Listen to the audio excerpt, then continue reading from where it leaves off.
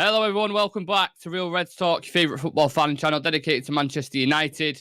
This is your preview for the reverse fixture against Barcelona at Old Trafford. A big night is upon us in 24 hours' time. We clash the Catalans. How are we feeling going into this one, Sam? Yeah, pretty confident. I was talking a lot of shit on the Jonathan Schrager interview yesterday. I might walk that back tomorrow, but yeah, I'm feeling pretty confident. Absolutely. It feels like all positivity at the minute, doesn't it, Adam, around United? No, especially since I know the manager came in at the start and it was like difficult times. He's had a lot to deal with the club going on sale, Ronaldo, and even the early media witch hunt. Because I think after he lost his first two games, you remember the Neville and Carragher interview. But since then, like, it's a results business and he's delivering results. And I think we have a 72% win rate this season. Which is absolutely phenomenal. You wouldn't have thought that after last season, if I'm being honest. So yeah, it's really, really good and full of positivity in the camp right now for the players and the fans as well. Yeah, we'll keep that same passion for the watch along tomorrow, which we're going to touch on a little bit later. It feels like a momentous kind of week, doesn't it, Chive? Yeah, it's a huge week, significant week, probably one of the most significant weeks we would have in the season, because it's literally, it feels like we're going to have two cup finals. Even though the Barcelona game is just it's like the final before the final, and then we have a whole week, and then we have the Scousers. So yeah, it's a huge week. This is where being a Manchester United player comes. You have to have that focus. I'm ready for it. Absolutely. I love that you mentioned Liverpool as well. Last night, I'm sure we all enjoyed that absolute meltdown from them last night. Thank you, Alison. Thank you, Joe Gomez. Thank you, you absolute twats. Thank you very much. Can we take a moment's silence for Liverpool season? Just all right, moment's over. I saw a comparison before, and I thought, why the fuck? It's Sport Bible, but why the fuck is it put Mourinho or Klopp in the prime? And I was like, oh, shut up. Don't come at me with that, mate. The disrespect to man like Jose there. But, yeah, anyway, they're melting down at the minute. I'm sure Jurgen can find something else to complain about in the next game, especially when he plays us. So, anyway, before we dive into the preview, guys, do us a favour. We're currently on, I think it's 1,209 subscribers. So if you haven't joined the community yet, please do and help us push up to 1,250. There will be a live watch along for this game tomorrow. Me and Adam will be live from 7 o'clock reacting to team news. And the last one included a streaker on the stream, raw celebrations, and some classic one-liners. So make sure you come and join us for that, because it was a very, very good watch along.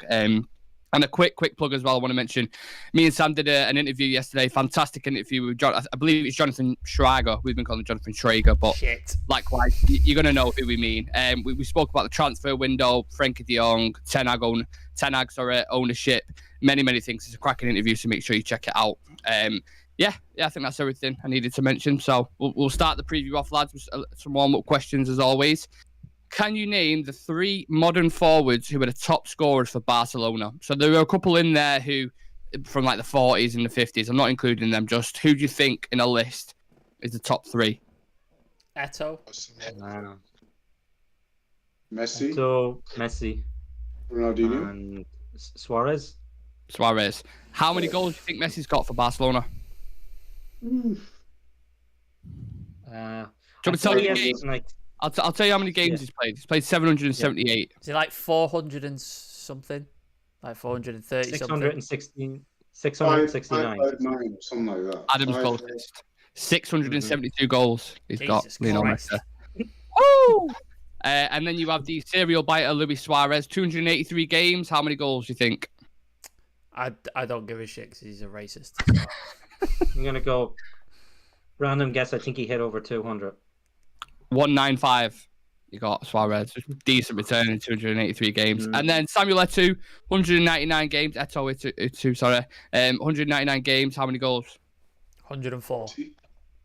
Close. How many did you say, Chive? 140. 130. 10 off 130. So they're the most prolific scorers.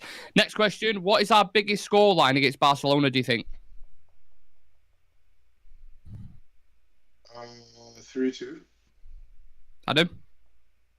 In terms of a win or... Yeah, win. Yeah. I think we've only won by a 1-goal margin, so random. I go 3-2 as well.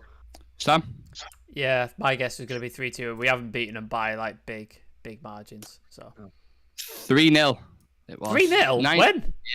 1984. Brian Robson for Oh, the brace. fucking hell! Before my time. 3-0. Well, it's even still like the biggest. Not before Chivy's time though, is it? With him being 40 and 40 plus. you must remember that game. Brian Robson, 84. I was in existence, but I had no idea. Right. I had no idea. The last. Barcelona were like we're in a thing. Like I think they only became a thing like in the late. Is that before? Was it before Oh, Cruyff? Was it before Cruyff? Yeah, Cruyff as well, yeah. No, but was it before Cruyff? Because Barcelona didn't become the Barcelona until after Oh, Cruyff. do you mean the game where Brian Robson scored a brace in '84? Yeah. Is that what you're saying? I have no idea if Cruyff was in that team or not. No idea. Couldn't even tell you. That's when Barcelona became Barcelona, wasn't it? After Cruyff, that's when it all changed. Well, yeah, I'm not rich in history of Barcelona, I have to admit. Just use Google, basically, Sam. That's all I'm going to say. The last question, how many leagues have United won and how many leagues have Barca won and Champions League? So, Premier League titles, how many have United got? 20. 13. Just 13. Premier League sport. Oh, just Premier Leagues. Okay. Well, Yeah, I thought we Premier were talking like 13. total titles. How many La Ligas do you think Barca have got?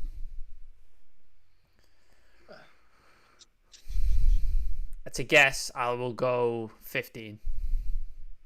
Adam? I'm gonna go. You see, it was very competitive in the 2000s. I think it was. I'm gonna go random guess. 14, one less than Sam. Javert? I'll say 9. 26 league Fucking titles. hell. Jesus Christ. 26 league titles. Since when? So I'm talking like Spanish leagues. The same with United with leagues, English leagues, Premier Leagues. Same with Barcelona. Yeah, we've got Is that we've got 20. You said 13. You said 20. You said 13. yeah? United won 13 We've won Premier 20. Leagues.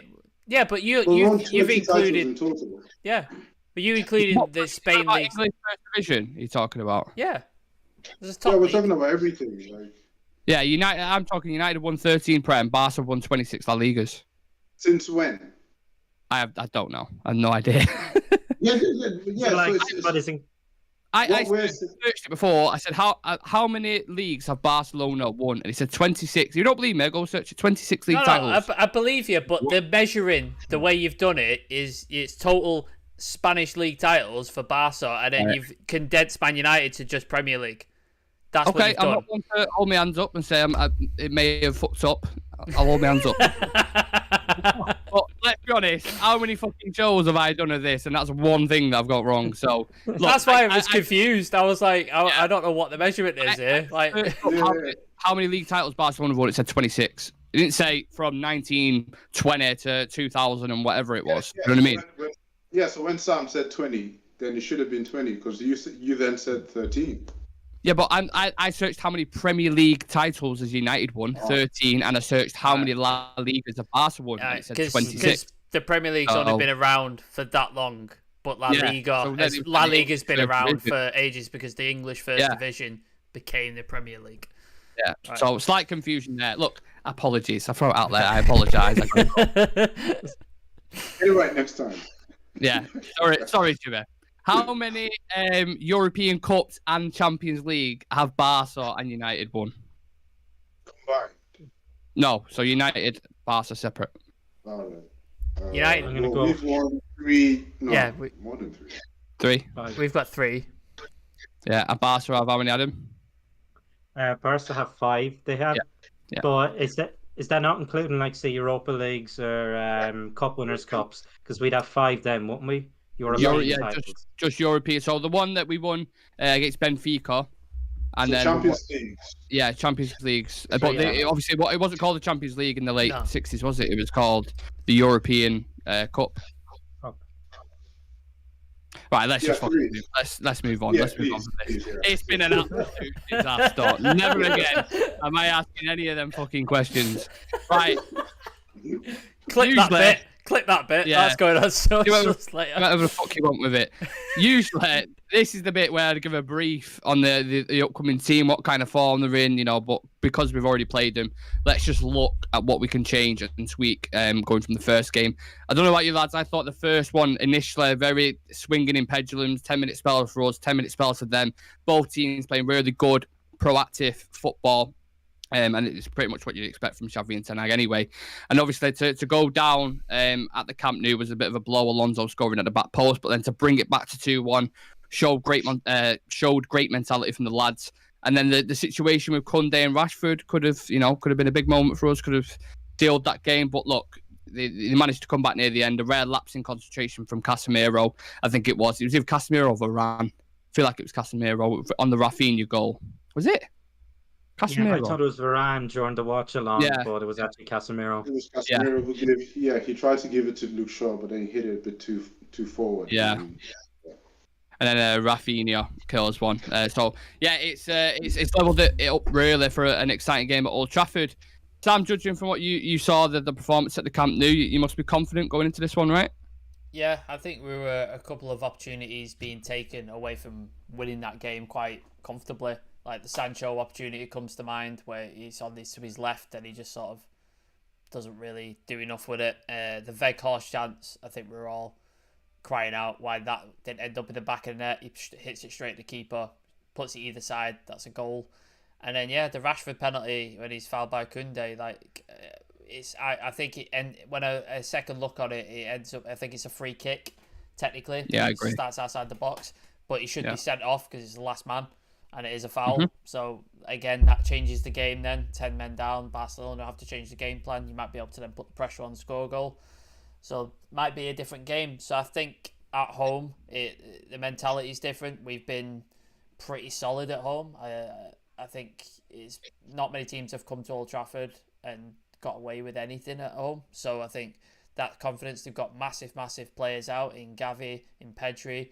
Dembele's out. Busquets might make it. He might be available, I believe. I'm not sure. Touch and go with that. I think Barcelona released a squad before and I didn't see his name in it. So Busquets is out as well. Back. He's back, is he? He's back, but probably on the bench. Right, okay. He won't be available. So they're down a couple of players. We've got players coming back. Anthony's back in training. So that's a boost things. So I'm really, really confident. I think we can get the job done, get a couple of goals, and then we just got to sort of keep a clean sheet and keep the defenses tight, and then we're through to the next round.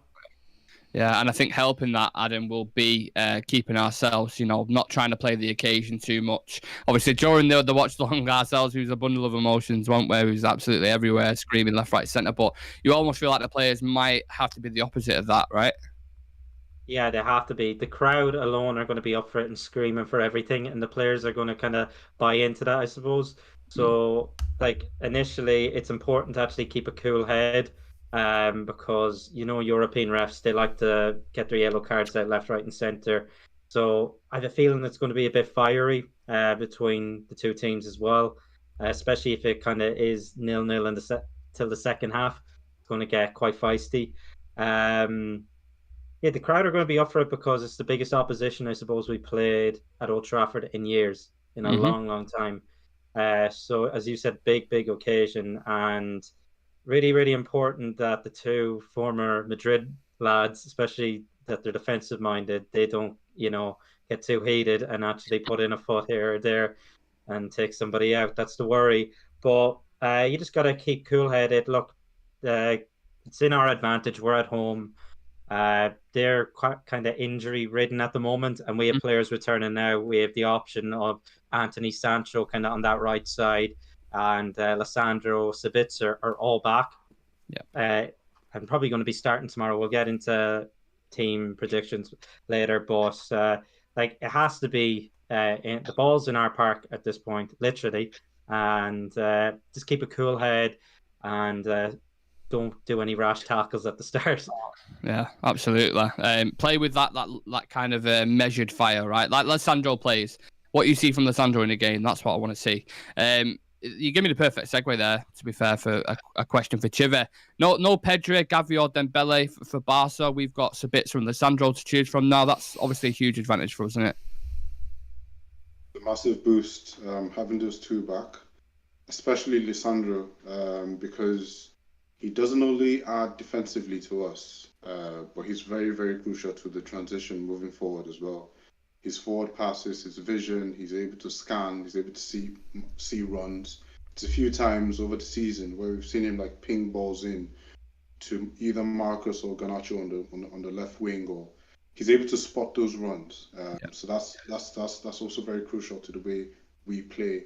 I don't know if Barcelona, whether they choose to sit back or attack. Either way, he'll be perfect for us. It's good to have Sabitzer back as well. I still think for this game, Ten Hag might go with Casemiro and Fred, because it's too much of a crucial game to experiment with those two. Now, I might be wrong, but I think he might just go with both of them. But Sabitzer adds a massive option coming off the bench. So, for example, if we needed to do a job on De Jong, or if we needed to do a job on Busquets, we'd bring him back, because his interceptions, if there's anything, I've really enjoyed about Sabitzer, is his interceptions in games and the way he's able to turn balls over and quickly spring up an attack. So, yeah, it's great having those two back.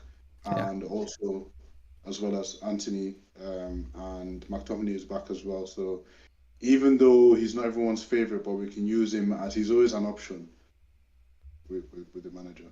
Absolutely. I like the point you make about the midfield as well, because Sabitz has never played with Casemiro before. Do you want to link them up in a big game of this magnitude? I'm sure they'll be absolutely fine because they're both class players, but there could be a few kind of misreadings in the game, like we saw when Sabitzer played with Fred in that, I think it was the Leeds game, won it together first time. There was a bit of weren't used to each other.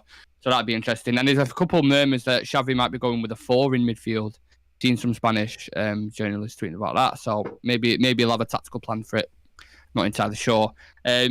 Focusing a little bit more on what we can do, Sam, but we're going to have to be more clinical in this game, aren't we? If you look at the chances that we had at the Camp Nou. Yeah, like Weghorst, for example, like I spoke about it earlier, that opportunity. I really like Weghorst. I like what he offers the team. I like the way he pulls defenders away and gives space to the likes of Rashford and Garnacho, etc. I like what he does for the team. He's a really important cog in the team. If he can just add some goals to his game, we'll be flying. We'll have no worries at all. It's just, his finishing at the minute. I don't know whether it's bad luck or he's trying too hard because he just wants that goal so much and it's just not coming off. I don't know what it is, because it happened again at the weekend, didn't it, against Leicester? He must have had about 4 opportunities he could have scored. We should have been 5-6-0 out of sight in that second half, like the amount of opportunities he had. And even the players were like trying to gift it him on a plate, trying to get him a goal, and it wasn't happening. So hopefully it comes good for him at some point. And Sancho as well. I thought Sancho was a little quiet against Barcelona. I don't think he had a sparkling game by any stretch of the imagination. He had that opportunity and he fluffed his lines. But again, when he came off the bench against Leicester, looked really, really good, especially in that 10, switching with Bruno on the right and the interchange between them. When he's got players around him, with the likes of Bruno, Weghorst, who drops deep, Rashford, Garnacho and stuff, he's a lot better to play those 1-2s and get in and sort of switch between. He's very good.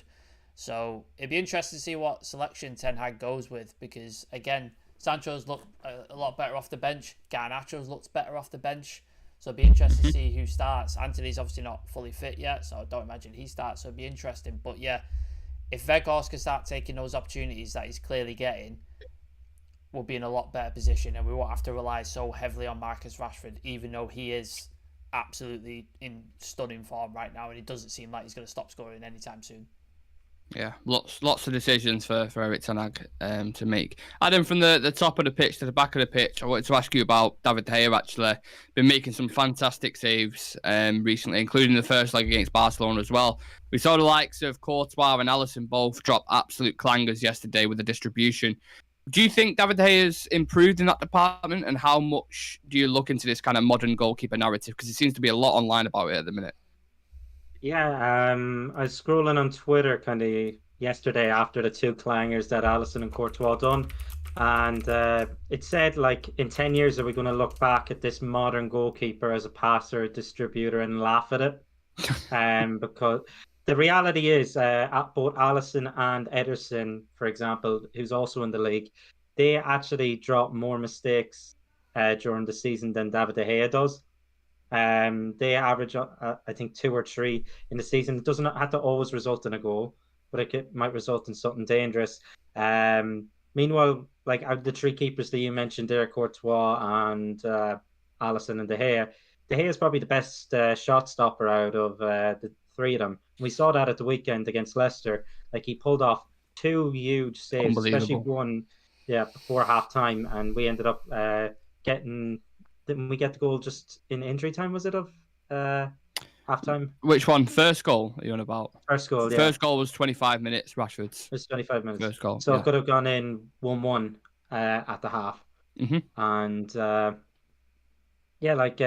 if you look up different statistics sites, I was looking at them there just before we went live, and it shows different charts, say, shot stopping is very, very high, and it's kind of pulling towards that direction. Passing is kind of just in the bottom right, and you can compare it to last season, and you can see there's a clear and obvious improvement towards his distribution and passing.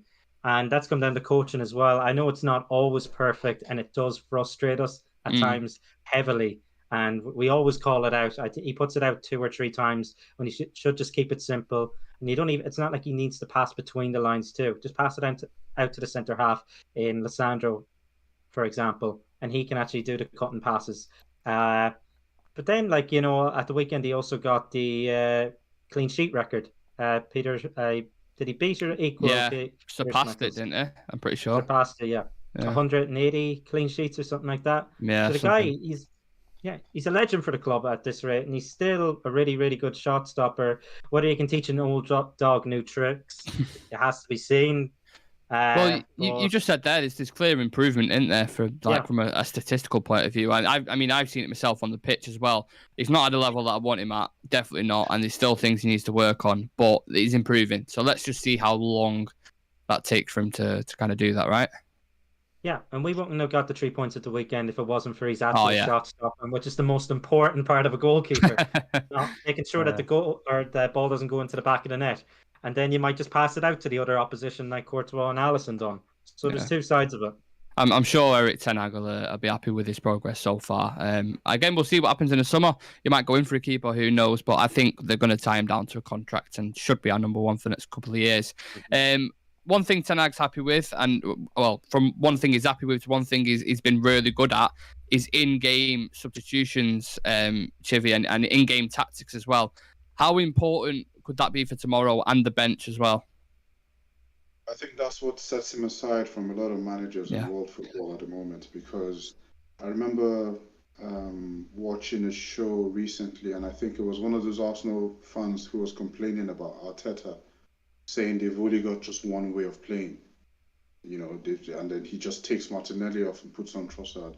Something like that. He was complaining about that. Yeah. And that's the thing, because you only just have one way of playing, you're unable to actually affect the game tactically. But then with Eric Ten Hag, he can switch things around. Like I was complaining in the group chat about Ole. Remember when I was saying he makes like-for-like changes? Yep.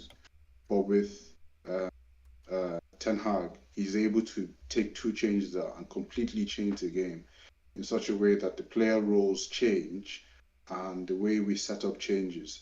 So then it leaves the other manager guessing. So now that we've got so say for example we have Sabitzer, McTominay and Anthony on the bench. None of us here knows if they come on. We actually do not know what they're going to come on to do. He could just surprise. Yeah, it could be something completely different. So that's what sets him apart from a lot of managers, and that's why I really, really rate him. The way he's able to just impact the game positively, whether it's to shut the game up, whether it's to go forward and take the win. I mean, every time he makes a change, I'm sure there's some sort of stat that shows how many substitutes. Oh, I'd love to see it. Yeah. I'd love to see that, because he's affected so many games, hasn't he?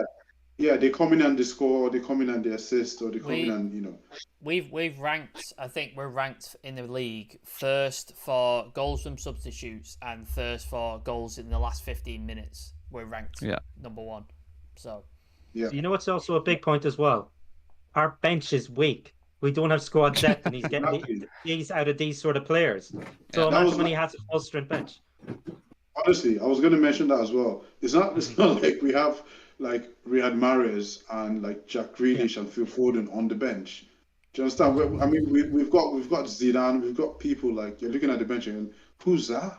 Reece Bennett, you know, things like that, just weird names. Yeah, but he's able. So with what he has, he's able to effectively change games with the little that he has. So that's a huge plus, and I think that's what sets him up, apart from other players. And I think tomorrow, so I'm sure you all have seen the picture of the 8 analysts analyzing the game. Yeah.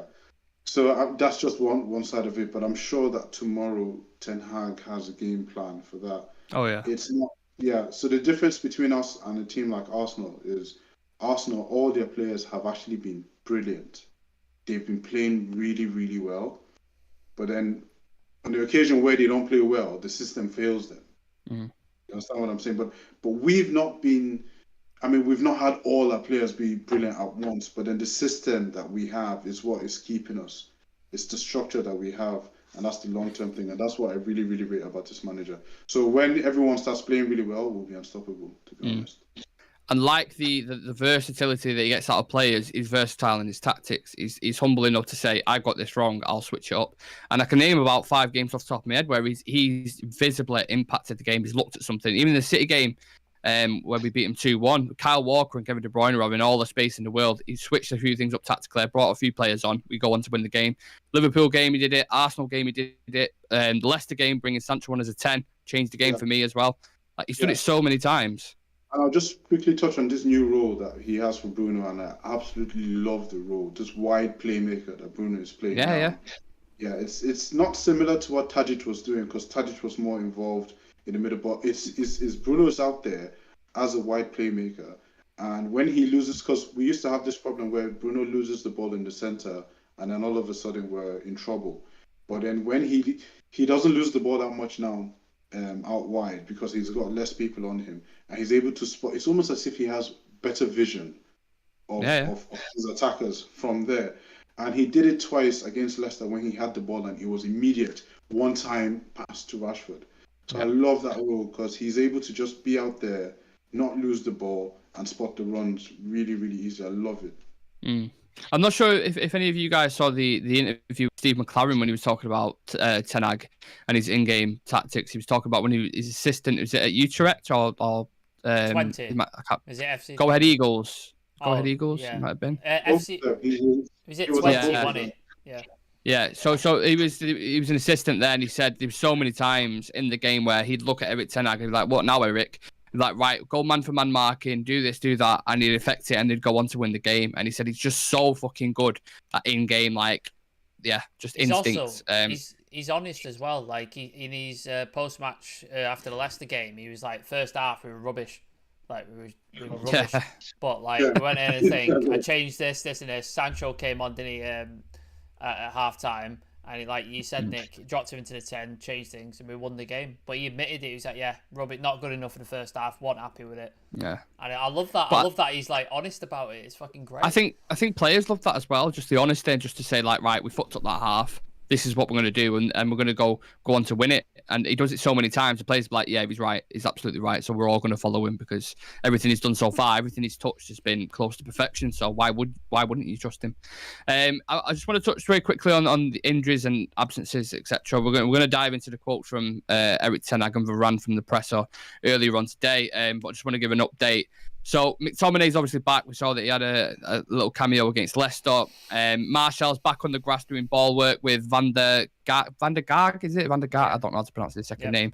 But he isn't available for this game. Maybe, for the final, I'm not entirely sure. Maguire and Antony are available for selection for this game, which is a positive. And then obviously Sabitzer and Lisandro Martinez are back from suspension, which is a huge bonus for us and could be big players involved in that game. So, yeah. Like I said, Ten Hag press conference. Varane got asked about his history with Barcelona, the first leg, how he thought the game went.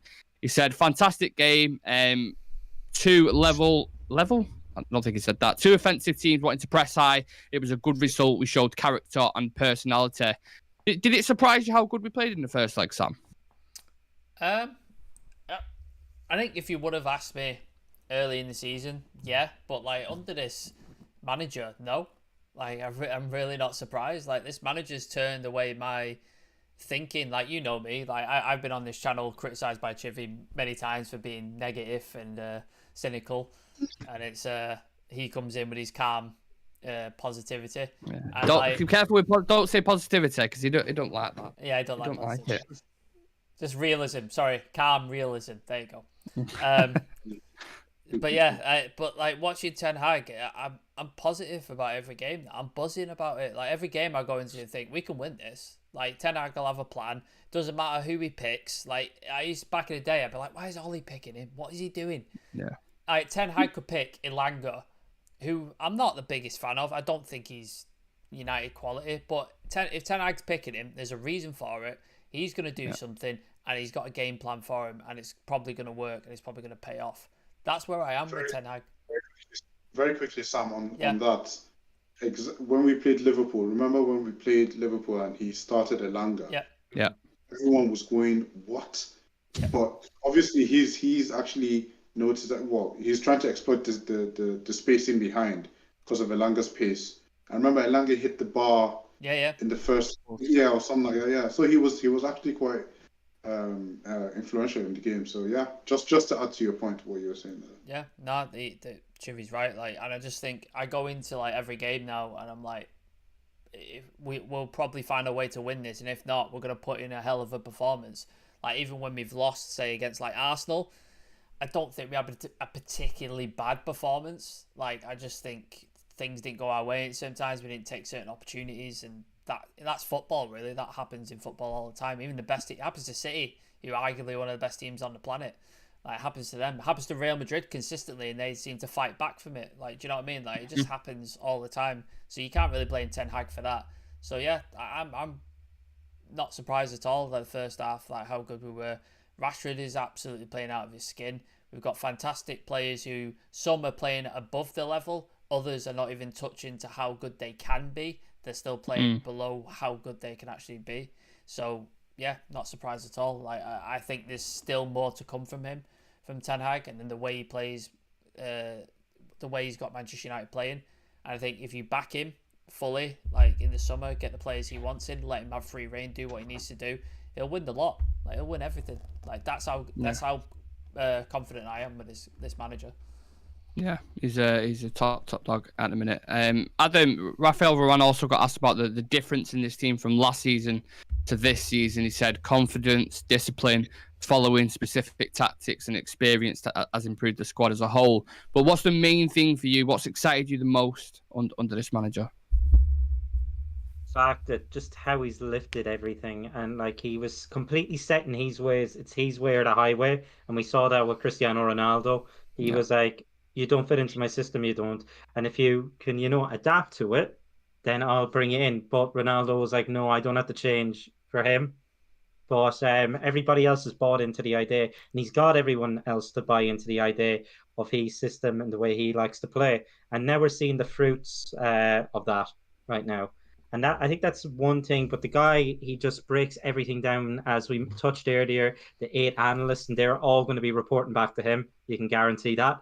Yeah. They're picking up on the smallest things. So he's picking up on the smallest details, has a group of people looking for the small details, and he's going to figure out all them and maybe exploit that in the next leg. Well, we got to wait and see tomorrow anyway.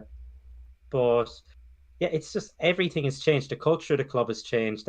Rio went back to Carrington there, and he said last season when he was walking through the hallways, he felt like it was dull and miserable. But he said now life seems to be back at Carrington. There seems to be a smile on all the people who work there, from people who work in the canteen, those who work in the physio kind of department. Everywhere, everyone has a smile on their face. The players, we see that in the training videos now, and it's just completely different. And I didn't know one man could change everything. I didn't think it'd be this good this early. I thought it might take a bit of time, but also there does have to be credit, as Traeger put out last night. It's Steve McLaren you touched on, especially Benny McCarthy as well. the work he's doing behind the scenes, and hopefully Veghorst is actually working with him. Gonna have to on his finishing. But, Yeah. and he's finishing, yeah. And I have to And he's admit, heading, like, for God's sake. oh, especially that. Yeah. Like, it's like the Saliba of centre forwards, missing like all these aerial drills. Yeah. But yeah, I questioned kind of the coaches he brought in at the start. I was hoping he'd bring like in his whole backroom staff from Ajax. Yeah. But he didn't. He kind of brought someone who's familiar with the club. He's brought in a striker coach. And look what they're doing now. Like, you cannot complain at anything. Everything he seems to have got right.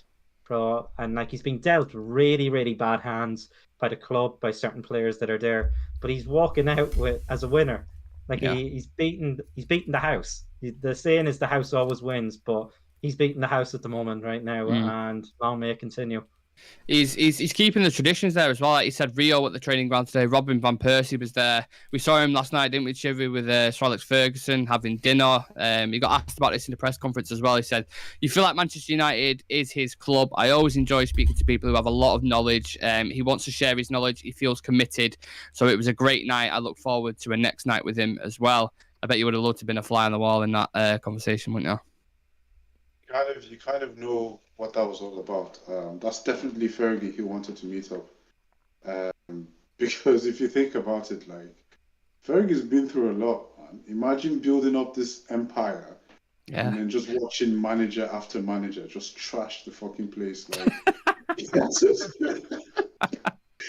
it must be annoying, innit? Like, Fergie's been through. I mean, he's had to sit, and he goes to games. Even when he was sick, after the operation, he still went to games. Like, he didn't sit home and watch it. Like, he goes to games and then just watches how people just come and just turn us out, you know. And finally, he's like, you know, I can rest now. Like, now I can do. Yeah, blood pressure's gone.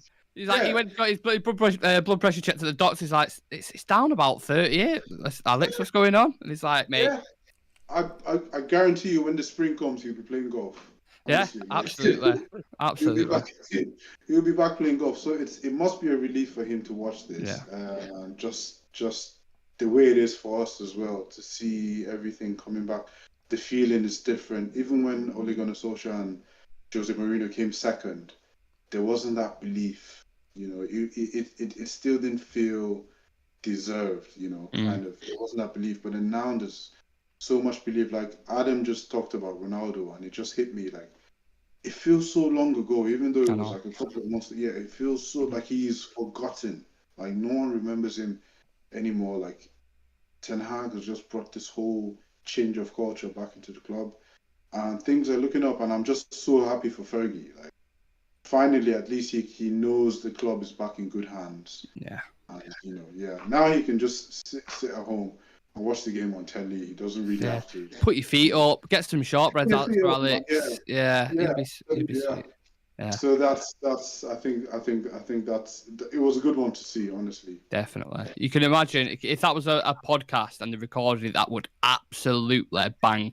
They just put a little tape recorder in the middle of the table and they was just chatting back and forth about Manchester United. So many fans would love to fucking hear that. You know what I love the fact that it was just them in that corner. Yeah. Like, there wasn't, like, and some random kid.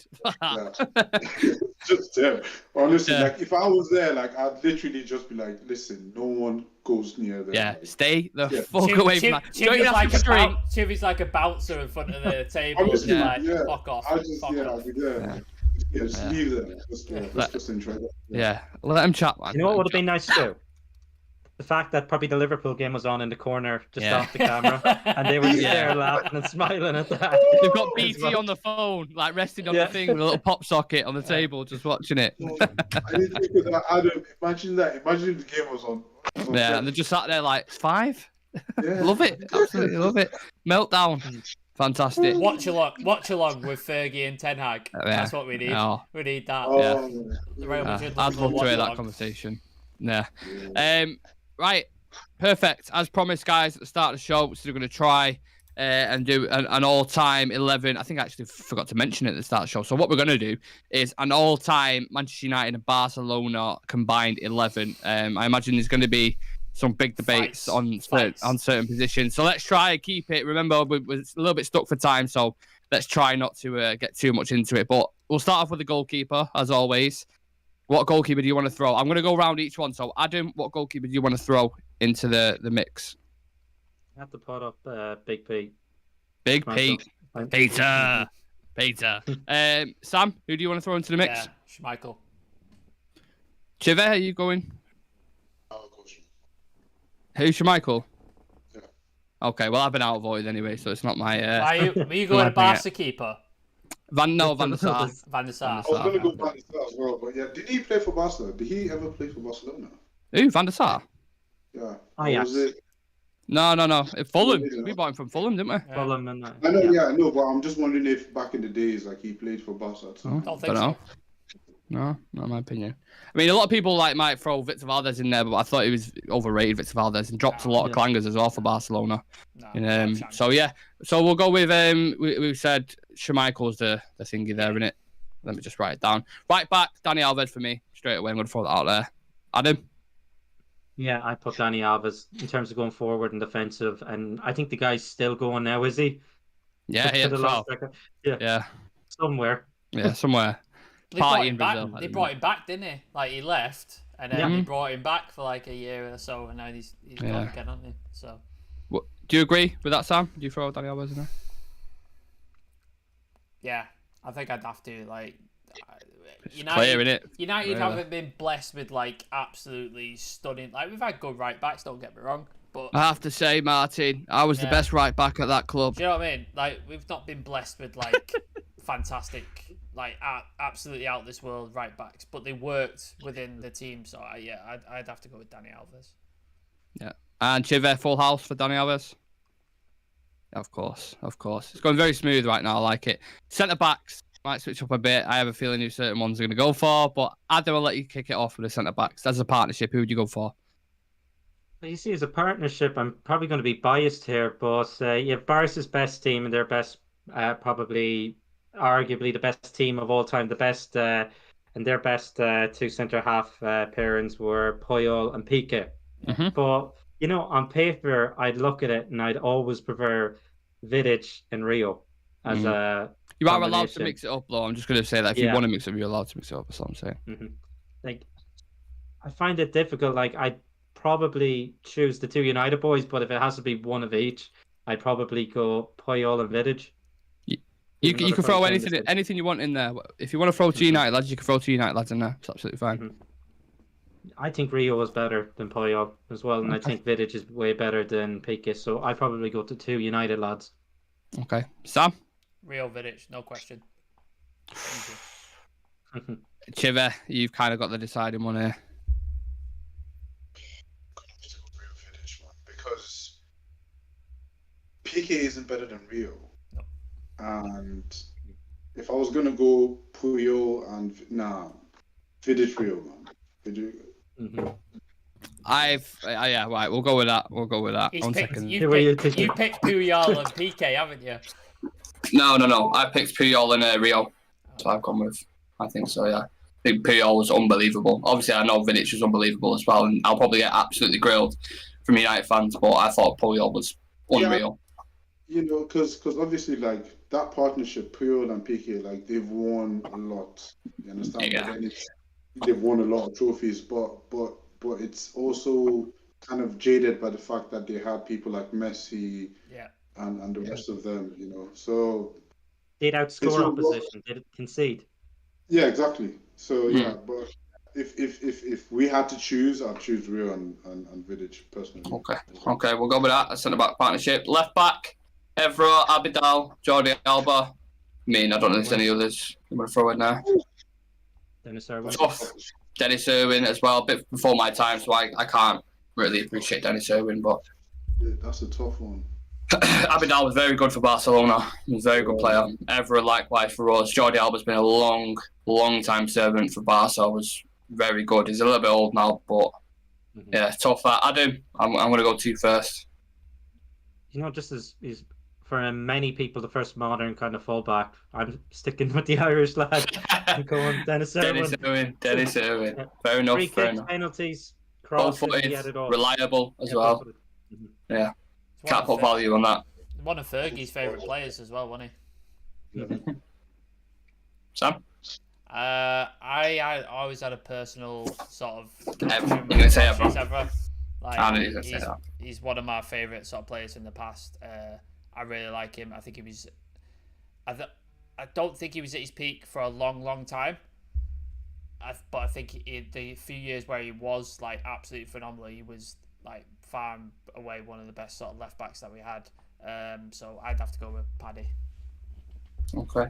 Chive. The only reason why I wouldn't say Dennis Irwin is because I've gone for Rio and Vidic. That's the only reason why.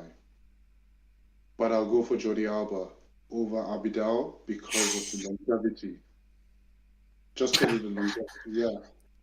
Because Do you know Go on. just because of the longevity, because he was there much longer. Although Abidal was phenomenal, but I would go Jordi Alba just because of the long term that he's been there for ages. So that's why I'll go Abidal. Jordi Alba.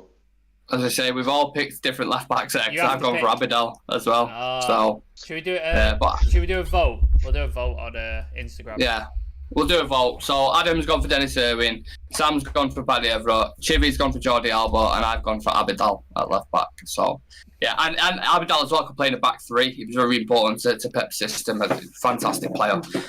So yeah, we'll do a poll on that. We'll leave that up for questions. This is where it gets. The midfield's going to be horrible. I hate this. Midfield. So I don't know if it's because we're running out of time a little. Midfield three, we'll just give our three and then we'll go through it because still need to do quick fire and predicted 11. So Adam, give me your midfield three, please. Fuck. Oh, this is so difficult. I'm probably gonna go Iniesta anywhere. Jesus. Iniesta, Scholes, and kind of the anchor. Like I know, I've already ruled Xavi out, which is a big question. So I'm gonna go Keno then. Okay, so let me just write down just so I don't forget. So Adam, you've gone for Keane, Iniesta, Scholes, yeah? Yeah. Sam, you're next up, mate. Ah, fucking hell. This is horrible. This is really fucking horrible. We'll push for time as well. Sorry Yeah. to be a bit of a thingy, but Scholes has got to be in there. Iniesta's got to be in there. I think they have to be in there. DM. I might have to agree with Adam. I might have to go Keane just because I can't pick between him and Xavi. I'm like, I don't know. So I'll go Keane. Busquets too. no, fuck off, mate, Adam. Fuck off, Adam. Stop. I've got a list of names I'm going to read out after Chivy's and said his. But who would you go for, Chivy? It's going to be a very porous team, but I'm going to have to say Iniesta, Xavi, Scholes. Because you can't leave out Xavi and Iniesta. You just can't. So I'm going to have them three on Scholes. Or Xavi, Iniesta, Yaya. Or Keane. I don't know, man. I've got Xavi, Iniesta, Scholes. Yeah, Xavi, Scholes, Iniesta. That's it. I think Sam's and Adams might win because I've gone Casemiro, Scholes, Iniesta as a midfield, like a three. I think Casemiro's unbelievable. I'm not just saying that because he's at Manchester United now. I think that balance, Casemiro, Scholes, and Iniesta would be unbelievable. But obviously, you've got Xavi, you've got fucking Busquets, Fabregas, Torre, Cruyff, Pep. Yeah, exactly. you've got unbelievable players in there, so it was always going to be tough. But we'll go with Adams and Sam's because that was ones that they both agreed on. So it was Keane, Iniesta, Scholes in the combined 11, and then the attack. I think Messi on the right. Yeah, has to be. On the left, Ronaldinho, Ronaldo, Figo. Oh God, fucking hell. On the left, we're talking. Two of my favourite players. Season like Ronaldo. I'd go with Dino personally. Two of my favourite players of all time, Figo and Ronaldinho. That's a tricky. Yeah, but in fairness to Figo as well, he could play across the front line because we've got Messi on the right. Yeah, left wing as well. I'll go Messi, Ronaldinho. Yeah, I agree. Chive. Messi, Ronaldinho, and Ronaldo as the striker. You can't though, because it's at United. It's a combined United and Barca in it, and Ronaldo. Or do you mean when he came back? Yeah, our Ronaldo. Yeah, that's what I'm saying. Yeah. So Ronaldo as a 9, Messi on the left, and Ronaldinho. Well, Ronaldo didn't play for us for a striker until he came back, did he? He played as a winger. That's my point. That's what I'm saying. It's a hypothetical team. Come on. We always have this fucking back and forth on the combined 11s, man. Honestly. He's tweaking the rules every second. We need to make a set of rules. We need to make a set of rules for these combined 11s in the future, so there's no ambiguity. In a combined 11 of Barcelona all time and United, you want a 37-year-old Ronaldo up top in that thing. Just to clarify. Bro, you can't have a combined 11 and not mention Cristiano Ronaldo. It's impossible. You can when he was a winger at United. If you're going to put Ronaldinho, that's your choice over Ronaldo. You can't leave out Ronaldinho, Messi, and Ronaldo. You can't. I'm sorry. Well, if that's what you want to go with, that's absolutely fine. 37-year-old Ronaldo. Oh, okay. Okay. Jesus Christ. Sam, who's your front three? Sorry. Ronaldinho, Messi. Do you want me to give you some shouts for striker? Rooney, Eto'o, David Villa, Rude, Cantona. There's too many good ones, aren't there? It's like shopping in Harrods with millions. You just don't know.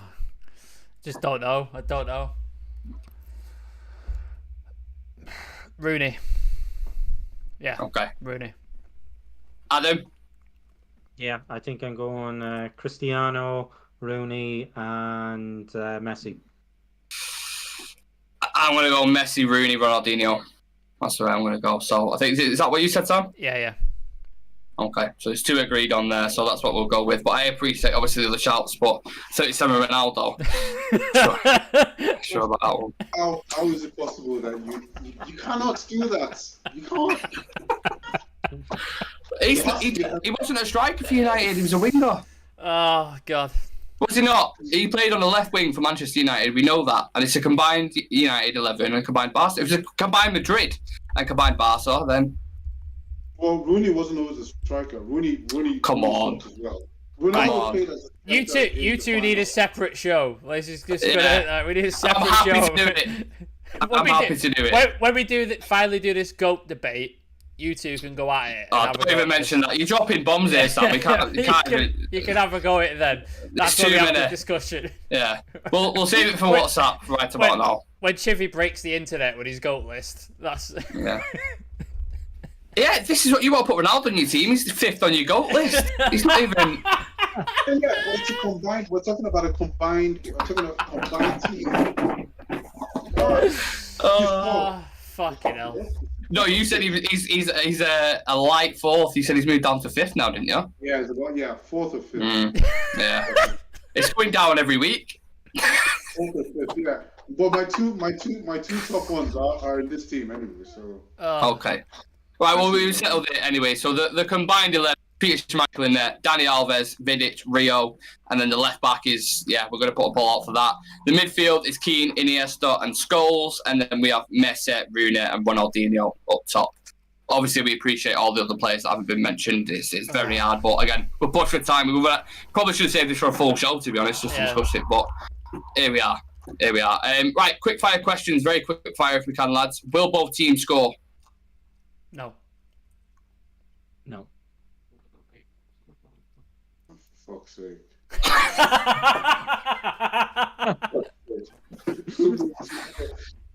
Yes, both teams will score. Okay. Will Sancho start? No. Yes. Yeah, I think Sancho starts. Any goals in the first half? Yes. Yeah. Name one sub who'll make an impact on this game from either team. Sancho, Garnacho. United. Sancho United for Sam. Garnacho from Adam. Chivy. Who? Fred. Okay, all right. We didn't even mention him for the combined 11 either, did we? Mental. Is the grass green? Is the sky blue? Will Marcus Rashford score? Of course. Yes. Yeah, as well. Yeah, of course he will. Of course he will. Adam, do you want to kick us off with your predicted 11, please? David De Gea. I think Dala will start. Then centre halves. I'm gonna go with Lissandro and Varane. Luke Shaw at left back to left back. Probably his best position. Then Casemiro.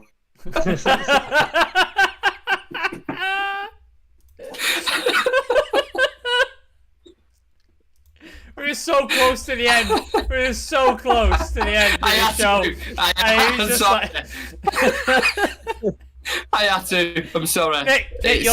Nick, your trigger discipline is terrible. Absolutely terrible. I'm stopping. Fucking hell.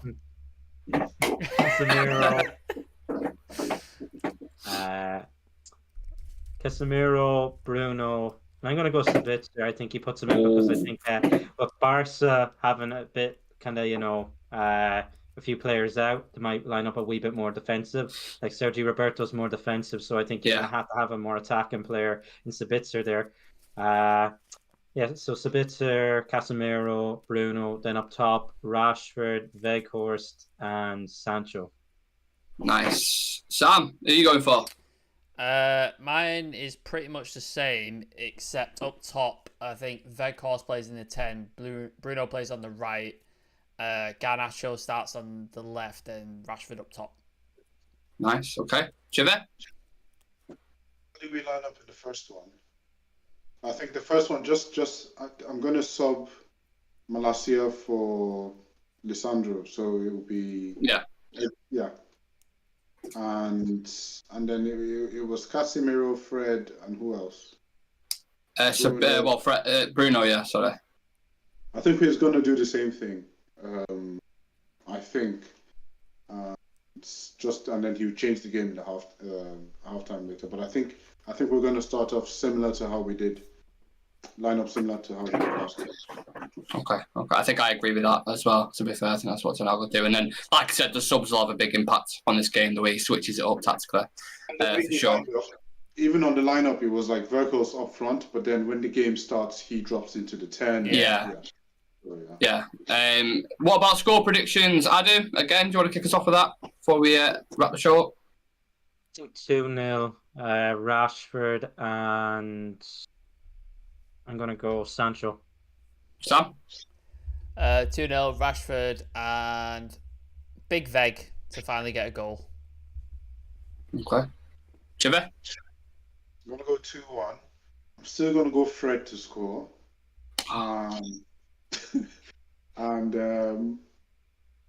Maybe not Rashford. Maybe someone else. I don't know. Weghorst, maybe. Weghorst. People going in for that. I think 2-1 as well. I do think we will concede. But I agree. I think Rashford and Bruno will score though. So yeah, it's going to be a good game, man. Excited. Cannot wait to watch it. Can't wait to be on the watch along with you tomorrow, Adam. Hopefully it's as fun as the last one, as the first leg, and we'll be singing towards the end of it. So make sure you come and join us for that live from. It's not the same kickoff time as last time, is it? I'm pretty sure it's the 8 o'clock in it. Yeah, so we'll be live from 7 o'clock. So on the YouTube channel, make sure you come and join us for that. And that concludes the preview, guys. Be sure to follow us on all socials. The handles are at the bottom of the graphic, or just check the link in the video description. And like we said at the start of the show, check out the interview me and Sam did with Jonathan Schreiber. Yeah, incredible. Talked all things summer transfer window, De Jong, which I was a massive fan of, ownership, Ten Hag, the full lot. If I've missed anything, Sam, you're more than welcome to add on. But apart from that, that's the preview done. Yeah. Follow all the socials. We're working on getting the TikTok back, so bear with us because that will be back. Follow us on Instagram, Twitter. Might be another special guest coming your way very, very soon. So make sure you subscribe to the channel. Make sure you got your notifications on. Make sure you follow all the socials because then you'll be the first one to find out who and when and if. So yeah, make sure you've got all that switched on. Cool. And of course, thank you to... Sorry, go on. Yeah, follow our OnlyFans as well. Yeah, Chivy's I know Luke Shaw and Adam might be making an appearance on the OnlyFans. There's a few times Chivy's been plugging that OnlyFans thing. I'm getting a little suspicious now. Yeah. Anyway, I was just about to thank you both for coming on as well, Adam and Chivy. I always appreciate your time. So yeah, we'll see you for the game tomorrow, I suppose. Not yet. Yeah, man. Peace. Peace. Peace.